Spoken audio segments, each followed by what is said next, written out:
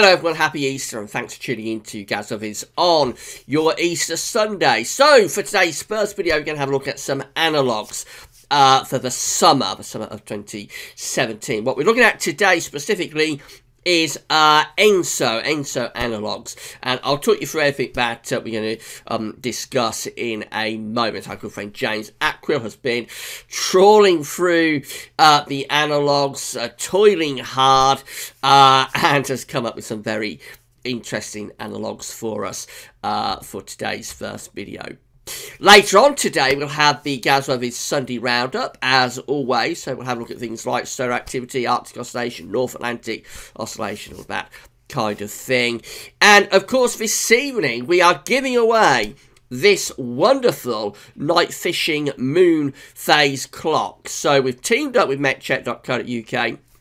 Weather instrumentation.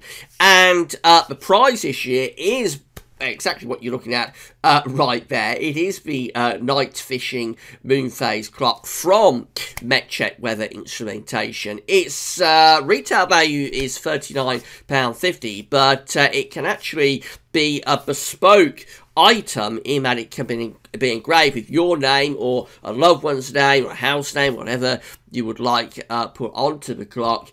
And in that case, it's actually worth £50. So our prize today that we're going to be giving away around 7 o'clock this evening on the competitions page is going to be worth £50. So the way you win this, we're into the final hours, by the way, so you've not got long to go. The way you win this clock is to email your name and address to gazzovids@gmail.com. You'll be entered into the prize draw, and that's what you have to do. You don't have to do anything else, just enter the prize draw by emailing your name and address to gazzovids@gmail.com. One name is going to be pulled out of the bag at random this evening, and that person is going to win this clock worth £50. It covers the full lunar cycle from the waxing through to the waning phase of the moon and back again, and you'll be able to follow the full cycle of the moon and see exactly where we are in terms of the lunar cycle with this clock. So, big thanks to everybody that's entered so far. Been a huge success, as always, and you've got a few more hours to enter the prize draw. Don't leave it too much longer, though, because we'll be closing the prize draw at 5 o'clock this evening with the winner announced at 7. So, good luck to everybody for doing that. Right, let's get on with the analogues then. As I said, we're specifically interested for this update in ENSO. So, ENSO, just quickly to talk about that, because I have to assume there might be somebody watching this video and hasn't watched any videos before. ENSO is a warming and cooling that occurs in the sea surface temperature anomalies of the equatorial Pacific, specifically from here, Peru, over to here, Indonesia. And when you get these warming and cooling cycles going on in the equatorial Pacific, you are entering the warm and cold event of the ENSO phase. So the warm event is El Nino, the cold event is La Nina. Now, these events typically start through the summer, and then they'll increase in strength through the autumn before reaching their strength at the end of the year, usually sometime around Christmas. So, more often than not, they are phenomena that will affect the autumn and winter seasons, and less so the summer. But there can be impacts, particularly in a big event, there can be impacts in terms of summer.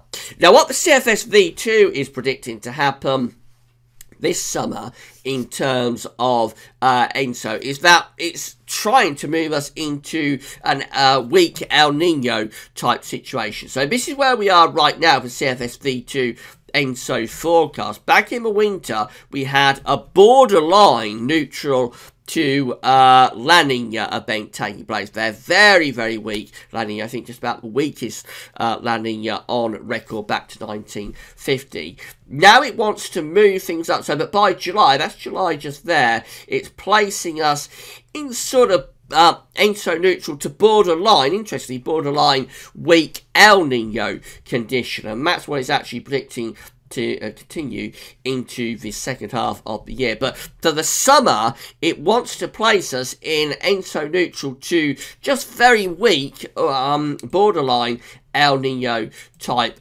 condition.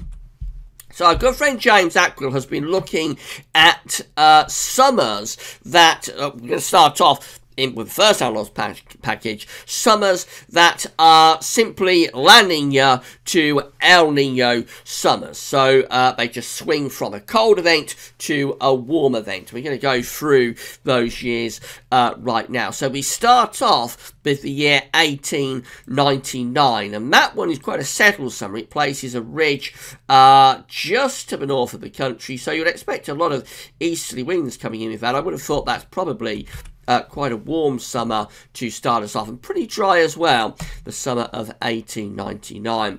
Our next Nina to Nino summer is 1904. This one looks much more unsettled. The ridge is a lot further north. It's going to the north of the UK with the trough underneath it. You will think that's probably quite a cool and quite an unsettled summer. Could be quite wet at times, the summer of 1904. Summer of 1911 looks a little bit interesting. Actually, it's quite a hot summer, but it does have northern blocking, so this is quite interesting. We have this area of above average heights here to the north around Greenland, which would normally be quite a bad sign, but the way it's all lined up, we've got this trough digging down there, and we've also got a bit of ridging through Central Europe, and the way everything lines up there, it's actually producing, I think, southerly influences. So although it's a northern block summer, and you will think that's going to be quite a poor summer, quite a cool summer, actually the summer of 1911 was really quite a hot one. Interesting that that summer is in the Analogues package. Our next summer is 1925, where we're doing a flip from La Nina, from a cold event, to El Nino, to a warm event. This one places an area of above average heights to our north and to our west, with a trough through central, southern and east parts of Europe. Quite a bizarre looking pattern, this one. The jet stream is probably in that sort of position. So that looks quite a unsettled summer for the south. You would probably expect quite a lot of dry weather, though, up in the north. Our next summer is the summer of 1939, on the cusp of World War II breaking out, of course. This one is placing below average heights to our south, above average heights to our north. So again, it's looking quite an unsettled summer, the summer of 1939, albeit again the way things are lining up, we might be dragging up some quite warm air from the east or the southeast at times, but I would have thought that's quite an unsettled summer. 1951 just looks really unsettled, so we've got below average heights to the north, we've got to the north and through the UK, really. You've got above average heights there to our northwest and over across Eastern Europe. So a real trough ridge pattern is going on here, with a jet stream doing something like that. It just looks cool, unsettled, probably quite wet, the summer of 1951. And the summer of 1965 is even worse. This one was a very, very poor summer. The 1960s very much a decade that had a run of really poor summers and cold winters, of course. And this is just another poor summer in the decade of the 1960s, with quite a strong jet stream. That's more like what you'd expect to see in the autumn, really, that sort of analogue. So it's a strong jet stream, it's low pressure coming in off the Atlantic. It's a cool, wet summer there, but it's doing the transition from a La Nina to an El Nino event, but it's a cool, wet summer, summer of 1965. 1968 is interesting. Again, we've got another 60s summer, but this one has above average heights generally to our north and to our northeast, with below average heights to the south and to the west. I think this is one of the, it's not a disaster of a summer of 1968. It certainly isn't the best summer of the 1960s. That one will probably be 1969. So it's fairly unsettled summer, and it's not overly warm either. But compared to some of the summers that go on in the 1960s, it is probably at the slightly better end of things. Our next summer is 1972. So this one, again, we're going from La Nina to El Nino quite straightforwardly. This one looks quite unsettled and probably quite cool as well. We've got a ridge through the central Atlantic. We've got trough, below average heights to our north, and we're probably doing something a bit like that with projection. We are close to quite a big ridge up here over Scandinavia, but not sure that's doing a great deal for us. I think generally quite a cool and a fairly unsettled summer, the summer of 1972. And then we've got 1976 thrown into the mix, so a real mixed bag with these analogues, and although I think generally most of them are on the more unsettled side, 1976 is like the daddy of warm, hot, dry summer. So, well, this is how the analogue looks for the summer of 1976, with a ridge slap bang over the top of the country, below average heights again, to our west, to our south, and to our east as well. But we are in the sweet spot, if you like, hot and dry weather, because we're under that ridge that's centred over the country, again bringing in those hot east to southeast winds. Quite a similarity there actually between the first one that we started off with 1899, that one just there, that's 1899, and this one is 1976. Quite a similarity actually between the two, albeit 1976 of course has a stronger ridge. So that's all the years that James found that are doing the La Nina to El Nino flip, just going from Nino, cold event, to Nino, warm event.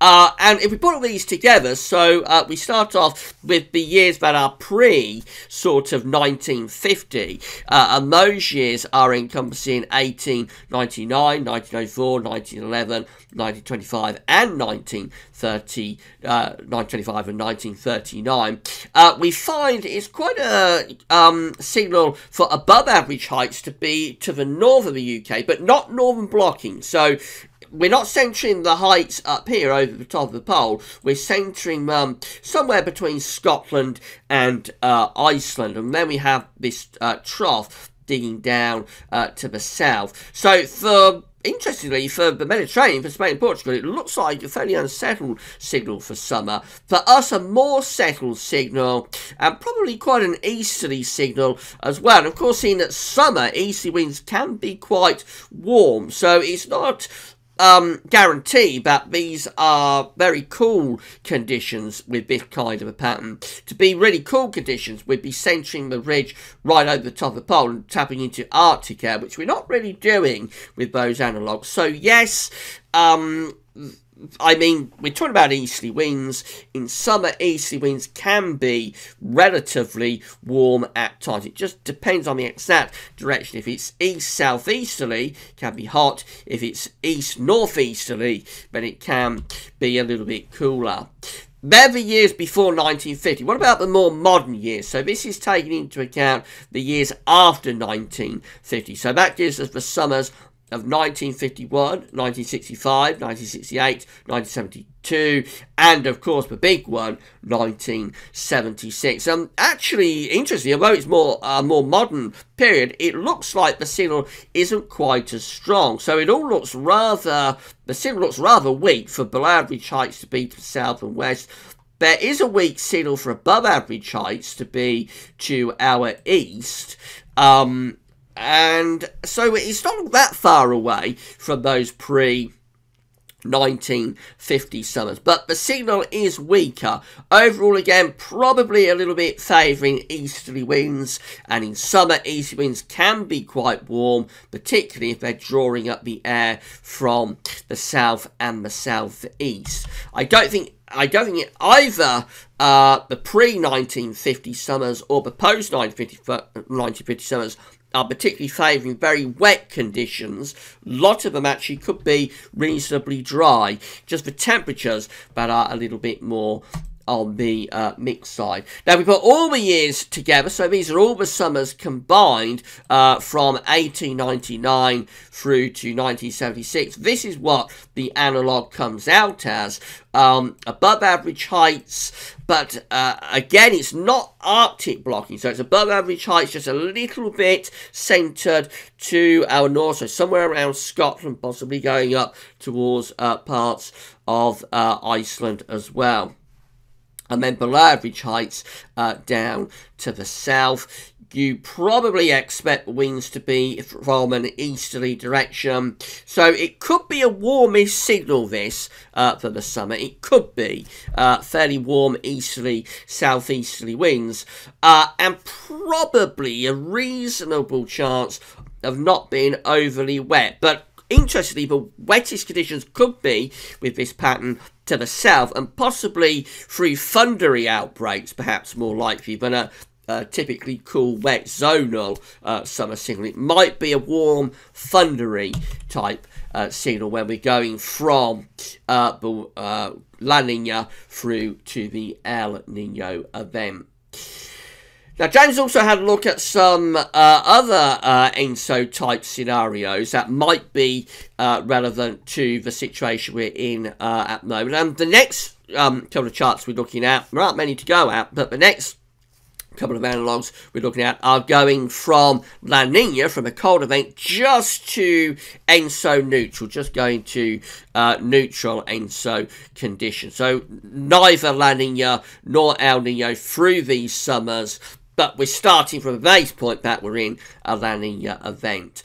And we have only a couple to go at. 1917, which places a really deep trough over to the west of the UK. There's northern blocking going on up here as well, which is never a very good sign. Jet streams underneath it. That's just a really cold, wet, horrible summer. The summer of 1917. Incidentally, talking of 1917, tomorrow's historic video will have a look at the winter of 1979. I might show you a few charts from the summer as well. I'll see how much time I have, but we'll certainly be looking at the winter of 1916-1917 on its 100th anniversary tomorrow. And then the next one is 1912, sorry about that, 2012, just a couple of years ago. And again, this one looks very poor pattern. This was a really cool summer. It's only, what was it, 4 years ago, but it was a pretty grim one. Got all this northern blocking up here around Greenland. Low pressure is underneath it, and again, bringing the jet stream through the country like that. So those two summers, if we combine the pattern, it's not going to be great. 1917, 1912, and look where the trough is stuck right over the top of the UK with northern blocking. Obviously, those two summers are very, very bad. Only a couple of them, and remember what they're doing, it's going from La Nina to ENSO neutral, which may be something that happens this summer, because as we can see here, the CFS V2 is very much on the borderline this summer. Very much on the borderline here between sort of neutral, ENSO neutral, which is around here, and El Nino, which is up here. So it's just on that periphery, just on that border through the summer between ENSO neutral and just borderline weak El Nino condition. And then the final analogues that James has been looking at. A big thank you to James Ackrill, by the way. I have to say it when I do these analogues videos, because I haven't got the time to go through all these myself, everything else that I'm having to do. So I wouldn't be able to do the analogues updates and videos without James's input. So as always, I know James is going to be watching. As always, big thank you to James Ackrill for getting all of these together for us. So our next analogues and final analogues package for the summer of 2017, we're looking at failed La Niñas, because if you go back to this chart, of course, we know that essentially the La Niña that we had this winter was a failure. It did just about reach the criteria for a La Niña event. We just about did it, but essentially, basically, you could very easily say, and there might be an adjustment later on actually from NOAA that takes away the officially designated La Niña. And really, you would essentially say that probably the winter of 2016-2017 was a failed La Niña winter. It never really got going. So James has also looked at those summers that followed sort of failed La Niñas. The first summer is 1957, and that one places quite a bit of northern blocking well to our north. Notice the difference between the summers that have got northern blocking, they have the heights, red colours up here, and those other summers, most of them, what we saw from the La Niña to El Nino package, which were placing the above average heights somewhere around there. It's a subtle difference, but it's an important difference, because when you've got high pressure up here, right over the top of the pole, it means you're pushing out cold air into this trough from the Arctic. So when you've got genuine northern blocking in the summer, it's not usually a terribly good sign. But if you've got the high pressure somewhere around here, then really you're drawing the air in more from an easterly direction. You're not really tapping in to this air up here. So it's a subtle difference, but it's an important difference. This summer, 1957, was a pretty poor summer. It had a decent June, but overall it was a very mixed summer, and it was a bit of a front-loaded summer in that June was quite good, and it all went a little bit down the tubes through July and August of 1957. And then we've got 2006. That is another sort of failure of La Niña through the winter of 2015-2016, I should say through the winter of 2005-2006. Hope you've bear with me. The winter 2005-2006, it was a failed La Niña event. That's what we're looking at just here. The summer of 2006 followed that failure of La Niña. And this one is a hot summer, of course. This one has above average heights, high pressure, really stretching through the Atlantic and over the UK and to the east as well, drawing the air in more or less from a southerly, southeasterly direction. It's a little bit of a strange anomaly, that because June and July of 2006 would have had quite a lot of southerly winds, but August was a bit of a joker in the pack, and it was a very poor August following that hot June and July. So that's why the anomaly looks a little bit different. But that was a decent summer in 2006, following a failed La Niña event. And then finally, we've got the summer of 2014, and this one has above average heights to our north, but again, it's not as far north to be northern blocking, really. Below average heights to our south and over the country means we're bringing the air in from the east. There's some quite warm weather at times through the summer of 2014, albeit August 2014 was quite a cool and poor month. If you combine all of those years, this is what you come out with. Probably it's a signal for heights again to be above average to our north and below average to our south. Probably it's quite an easterly signal. And there could be some, there's a mix there really between both summers. 1957 is quite a coolish summer. 2006 is quite a hot summer. 2014 is somewhere in between. It's in between. I suppose the one thing that does really bring those three summers together is that they all have pretty decent Junes, I think, actually. So all three of those summers probably are quite warm, maybe even hot, in June. So that's our analogues package for the summer of 2017, taking into account ENSO, and it's a bit of a mixed bag, but I think what we can say is that it is signal whether it is the El Nino to La Nina summers, and they're what we've got most of, so that's the most frequent scenario, but also whether it's just going from La Nina to ENSO neutral, or whether it's a failure of La Nina in the winter before the summer. I think throughout the analogues package, it's a fairly decent signal for heights to be high to our north, but it's how far north those heights are. Are they northern blocking, in which case we typically end up with quite a cool, unsettled summer, or are they much closer to the north of the country? If they're much closer to the north of the country, what we tend to finish up with is a more settled and possibly fairly warmish summer, with the risk of some thundery outbreaks in the south. So I think overall, put it all together, probably you can say that the temperatures this summer are a bit of a mixed bag, but there is the possibility they could be quite warm at times. These analogues aren't definitively cool.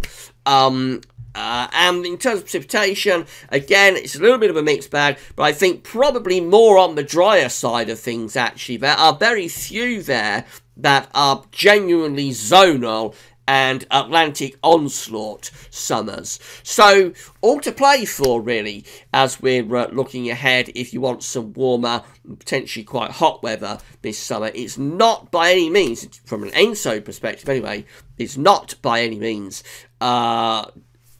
curtains for a warm and dry summer. Now, next week we're going to have a look at some more analogues. We'll be having a look at summers that follow very warm Marches. There'll be a little bit more on the ENSO thing as well, because James has sent through quite an interesting table that we'll have a look at as well. So we'll follow on really next week. It'll be part 2, if you like, with the summer analogues, and we'll also have a look next week at summers that follow very warm Marches, because we know we've just had a really warm March for this year. And then the week after that, of course, we're going to have a look at the seasonal models for the second time this year. We'll have a seasonal model roundup, getting together all the long-range models and see what they are showing as well.